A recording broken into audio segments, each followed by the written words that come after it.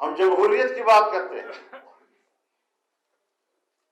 ہم آئین کی بالادستی کی بات کرتے ہیں، ہم قانون کی عملداری کی بات کرتے ہیں، ہم پارلیمنٹ کی بالادستی کی بات کرتے ہیں، ہم پاکستان کے ساتھ ہیں، پاکستان کے ساتھ کھڑے ہیں اور اس کے آئین کے ساتھ کھڑے ہیں، اور ہم اس ملک کو ٹھیک کرنا چاہتے ہیں۔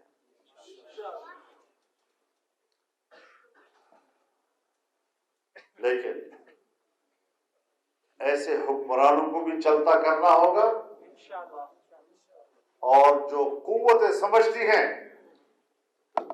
کہ ہم اس حکومت کو سہارا دے سکتے ہیں، ان کو بھی اپنا سہارا کھینچنا ہوگا، ورنہ پھر قوم ان کے بارے میں بھی کوئی فیصلہ اور رائے قائم کر سکتی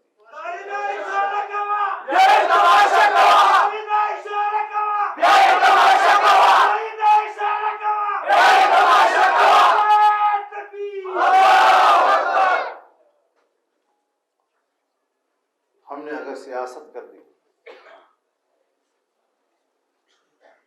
تو ملک کو سمجھنا ہوگا۔ ایک تو ہمارا الیکشن ہم سے چوری کیا گیا،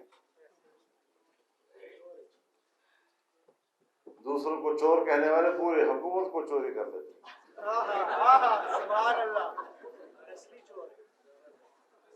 قوم کے ووٹ کو چوری کر دیتے،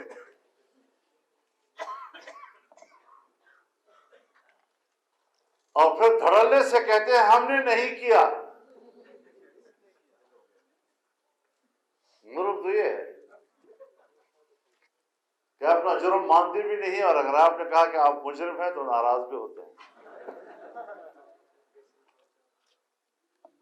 لیکن اس ملک کو ٹھیک کرنا ہوگا، ہر ایک کو اپنے اپنے دائرے کی طرف واپس جانا ہوگا، اپنا کام کریں، بسم اللہ، ہم آپ کے ساتھ کھڑے ہیں، ہم ملک کے وفادار ہیں۔ ایک عادت تھی انگریز کی،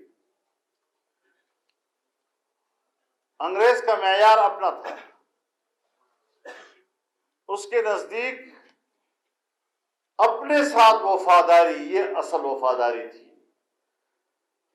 ہندوستان سے وفاداری یہ غداری تھی۔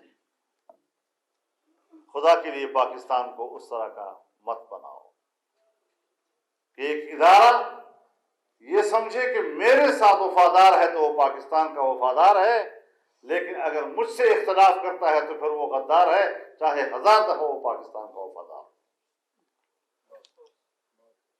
تو ہم آج بھی کہنا چاہتے ہیں کہ ہم پاکستان کے ساتھ وفادار ہیں، تم سے بھی بڑھ کر وفادار ہیں،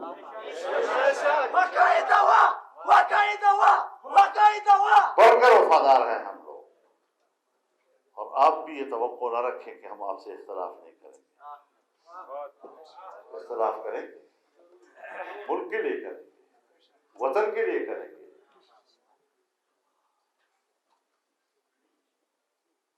آپ ہم سے اپنے آپ کو الگ مخلوق مت سمجھے، ہم اپنے آپ کو آپ سے الگ مخلوق نہیں سمجھتے، ایک قوم کے تصور سے ہم مل کر رہنا چاہتے ہیں۔ اگر میں غلطی کروں اور مجھ پر تنقید کرنا جائز ہے تو پھر کوئی اور غلطی کرے تو اس پر بھی تنقید کرنا جائز ہے۔ ملک کی معیشت تباہ و برباد کر کے رکھتی ہے، اور ابھی تک یہ پچھلی حکومتوں کی، یہ پچھلی حکومت اور پچھلی، یہ کب تک کہتے رہو گے؟ اب ان الفاظ میں طاقت نہیں رہی۔ جو حکومت آتی ہے وہ پچھلی حکومت کے بارے میں جو ایسی بات کرتی ہے، چند مہینے وہ چل جاتی ہے، پھر آگے جا کر اپنی کارکردگی کی بنیاد پر آپ نے بات کرنی ہوتی ہے۔ 5 سال گزر جائیں گے اور آپ یہی کہتے رہیں گے، اپنی نااہلی تسلیم کر لو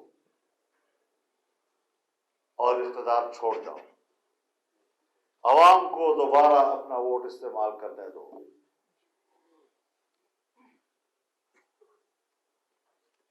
اور طاقتور قوتیں ملک کی محافظ بنے، ایک ناجائز حکومت کی محافظ نہ بنے۔ للکار ہے، للکار ہے، للکار ہے، للکار ہے۔ میرے محترم دوستوں، جمعیت علماء پہلے دن سے جہاں کھڑی تھی آج بھی وہی کھڑی۔ اگر ہم نے ماضی میں قربانیاں دی ہیں، اگر ہم نے جیلیں برداشت کی ہیں، اگر ہمارے اسلاف نے میدانوں میں اپنے جانوں کے نذرانے پیش کیے ہیں، تو یہ ساری قربانیاں پیچھے ہٹنے کے لیے نہیں ہیں، آگے بڑھنے کے لیے۔ تو آپ نے آگے بڑھنا ہے۔ انشاءاللہ، لبیک۔ حکومت میں آ جانا میرے نزدیک انقلاب نہیں ہے۔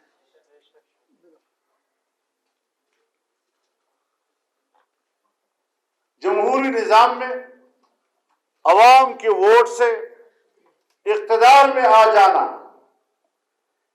یہ مقاصد کی طرف پیش رفت کا حصہ ہوتا ہے۔ اس کو نظام کی تبدیلی کا نام نہیں دیا جا سکتا۔ یہاں تو سرے سے شرم نام کی کوئی چیز ہی نہیں ہے۔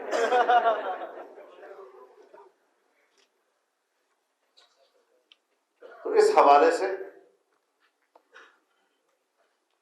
تحریکوں میں اتار چڑھاؤ آتے ہیں، نشیب و فراز بھی آتے ہیں، تحریکیں رکتی نہیں ہیں۔ سب ساتھ رہیں یا کوئی ایک آدھ ساتھ نہ رہے، تب بھی جو منزل طے کی جاتی ہے اس کی طرف سفر جاری رہتا ہے۔ بنیادی چیز یہ ہے کہ آپ کے اس موقف کو عوام کی کیا تائید حاصل ہے۔ اگر عوام آپ کو سپورٹ کر رہے ہیں تو ایک اکیلی جماعت بھی ملک کے اندر تبدیلی لے آتی ہے۔ تو انشاءاللہ العزیز سیاست مایوسی کا نام نہیں ہے، سیاست پر امید ہونے کا نام ہے، سیاست بزدلی کا نام نہیں، سیاست جرت کا نام ہے، سیاست حوصلے کا نام ہے، سیاست برداشت کا نام ہے، سیاست تدبیر اور تدبر کا نام ہے، سیاست انتظام کا نام ہے، اور انشاءاللہ العزیز جمعیت علماء اسلام قوم کو مایوس نہیں ہونے